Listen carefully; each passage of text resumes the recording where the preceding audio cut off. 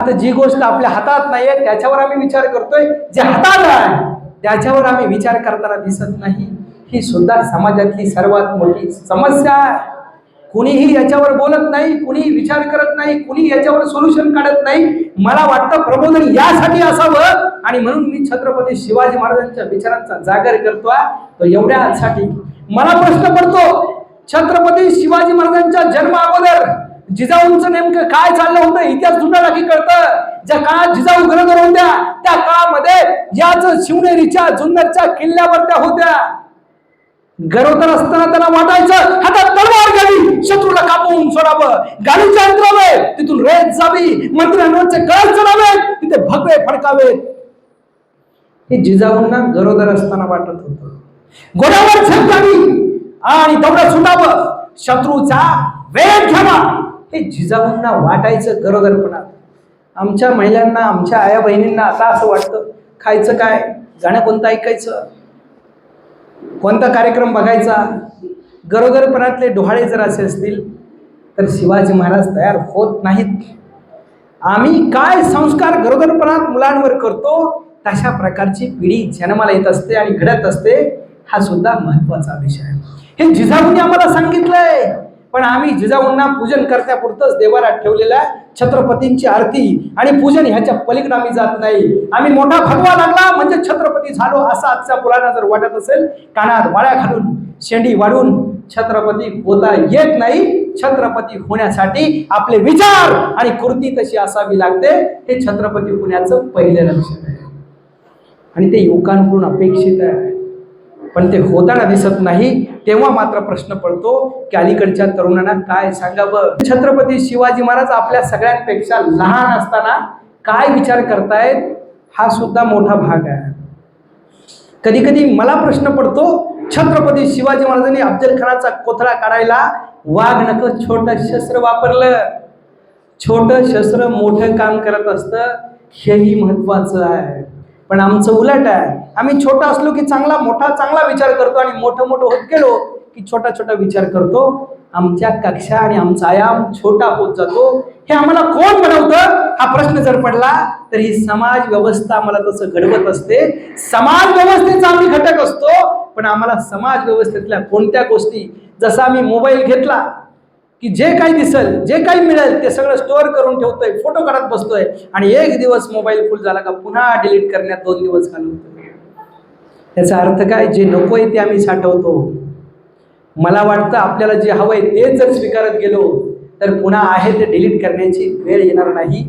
म्हणून योग्य वेळेमध्ये, योग्य वयामध्ये, योग्य काळामध्ये, योग्य साधनं, योग्य गोष्टी जर आम्ही स्वीकारल्या तर आम्हाला डिलीट करण्याची वेळ येत नाही. हे अलीकडच्या आधुनिक काळातलं तंत्र आहे. आमच्या मुलांचं बालपण हरवलंय आणि आमचं पालक पण दुरावलंय. कारण पूर्वीचे पालक हे, पूर्वी बघा, स्त्रिया लवकर झोपायच्या, सकाळी लवकर उठायच्या, जात्यावर बसायच्या, दळायच्या, मळायच्या, वळायच्या आणि मग गिळायच्या व्यवस्था व्हायच्या. आता आम्ही उठतो 8:30 वाजता.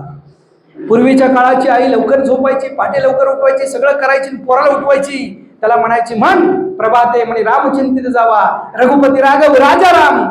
ते पोरग सुद्धा म्हणायचं. आई त्याच्या समोर सकाळी प्रसाद ठेवायची आणि ते खायचं. काही उरलं तर आई म्हणायची शिल्लक तसं ताटात राहू दे, गावात कुठल्या तरी भुकेल्या माणसाच्या पोटात जाईल अशी व्यवस्था आपण करू, आणि त्यावेळेस ती व्यवस्था व्हायची. आता आणि वरून आम्ही म्हणतो की पुन्हा शिवाजी महाराज, पुन्हा संभाजी महाराज जन्माला येतील. हे एका रात्रीत जन्माला येत नसतात. त्यासाठी परंपरा निर्माण करावी लागते, त्यासाठी चारित्र्य, त्यासाठी आचार, त्यासाठी विचार, त्यासाठी काम, त्यासाठी कृती, या सगळ्या गोष्टी महत्वाच्या असतात आणि त्या होणं ही काळाची गरज असते. अलीकडचं एखादं पोरग असतं तर त्याला बापाने विचारावं लागत नाही काय घ्यायचं, ते आधीच त्या दुकानासमोर हजर असते, शिवाय हात लावून दाखवतंय हेच घ्यायचं. आपल्या बाबांच्या खिशात तेवढे पैसे आहेत का नाही हे मुलाला माहित नसतं, पण आग्रह मात्र त्याचा तोच असतो की ही वस्तू घ्यायची. छत्रपती शिवाजी महाराजांचे वडील शहाजीराजे भोसले शिवाजीराजांना 9व्या वर्षी विचारतायत, शिवबाराजे या तंजावरच्या बाजारात काय घ्यायचं. त्या बाजारात हत्ती, त्या बाजारात घोडे, त्या बाजारात उंट, त्या बाजारात शस्त्र, त्या बाजारात अस्त्र, जग जवाई कपडे लत्ते सोडून आलं सारं होतं. पण शिवाजीराजे यातलं काही मागत नव्हते. शिवाजीराजांचा प्रश्न शहाजीराजांना होता, आबासाहेब या बाजारात विकत मिळत नाही ते काय? अलीकडचे पालक असते तर म्हणले असते 2 दिवसांनी भेट, अभ्यास करून आले की मग सांगतो काय मिळत नाही काय नाही. शिक्षक सुद्धा पोरांना म्हणतात या प्रश्नाचं उत्तर 2 दिवसांनी बघू, हे काय माझ्या वाचण्यात आलं नाही, अभ्यास करून येतो मग सांगतो. हा शिक्षण क्षेत्रातला अनुभव आहे. पालक सक्षम असतील, पालक हुशार असतील, पालक चाणक्ष असतील, पालक अभ्यासू असतील तर मुलांच्या समस्या ह्या जाग्यावर सुटल्या जातात.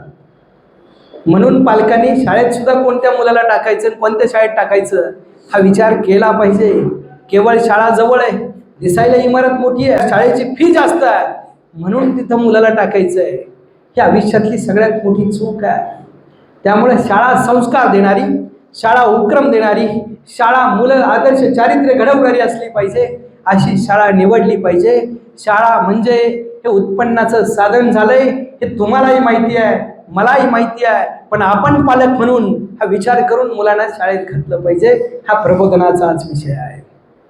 शहाजीराजे म्हटले, शिवबाराजे या बाजारात सारं विकत मिळतं, जड जवाई सोनं नाणं चांदी घोडे उंट हत्ती तलवार शस्त्रास्त्र सारं, तुम्हाला काय हवंय ते बोला. शहाजीराजांना पुन्हा शिवाजी महाराज म्हणतायत, आबासाहेब या बाजारात विकत मिळत नाही ते काय? हा माझा प्रश्न आहे. शहाजीराजांनी उत्तर दिलं, ते उत्तर फार महत्वाचं आहे. शिवबाराजे या बाजारात सारं विकत मिळतं, एक गोष्ट विकत मिळत नाही. शिवबाराजे म्हणतात तीच गोष्ट कोणती? आणि शहाजीराजे सांगतात शिवबाराजे या बाजारात सारं विकत मिळतं, एक गोष्ट विकत मिळत नाही, तिचं नाव स्वातंत्र्य. स्वातंत्र्य आणि स्वातंत्र्य. शहाजीराजांच्या समोर शिवराजांच्या मोठ्या अवल्या वयाच्या 9व्या वर्षी शपथ घेतली. ज्या महाराष्ट्रातून आलो, ज्या सह्याद्रीच्या दऱ्याखोऱ्यातून आलो, ज्या पुणे जिल्ह्यातून आलो, तिथल्या माणसाला उभी हयातभर स्वातंत्र्य मिळवत नाही, आयुष्य घालवी पण माझ्या रायतेला स्वातंत्र्य मिळवून देईन, हे 9व्या वर्षी ठरवतात राजे. आपण 9व्या वर्षी आपल्या पोराला काहीच कळत नाही. ABCD पासून सुरुवात. म्हणून मी ABCD सांगत होतो. मी जेव्हा मुंबईला 2003-04च्या दरम्यान अंधेरीच्या एका कार्यक्रमाला गेलो, पहिलीच्या मुलाला विचारलं ABCD म्हणतोस का? आणि he said he was born in Mumbai. तो मुंबईतच जन्माला आला होता. त्याने ABCD म्हटली, A for Amitabh, B for Bachchan, C for corporation. हे त्याचं बरोबर होतं कारण तो मुंबईत जन्माला आला होता. हे झालं मुंबईचं. पण 2019ला कोरोनाच्या आधी, कोविड-19च्या आधी 2019 मध्ये मी पुण्यातल्या एका नर्सरीतल्या मुलाला इंग्रजी माध्यमातल्या विचारलं, जरा ABCD म्हणतोस का? आणि तो म्हणाला, A for Airtel, B for Bluetooth, C for chatting, D for downloading, F for Facebook, Y for YouTube, W for wifi. हे त्याचंही बरोबर होतं कारण तो आधुनिक काळात शिकत होता. पण माझ्या महाराष्ट्रातल्या तमाम तरुणांना, पालकांना मला सांगायचंय, आमच्या पोरांची ABCD ही वेगळी असली पाहिजे. ती छत्रपती शिवाजी महाराज आणि महामानवांच्या आचारातून, विचारातून, कृतीतून निर्माण झालेली आहे. ती ABCD अशी असते, A for accuracy, B for brevity, C for clarity, D for discipline आणि E फॉर एक्सलन्स अशी असली पाहिजे.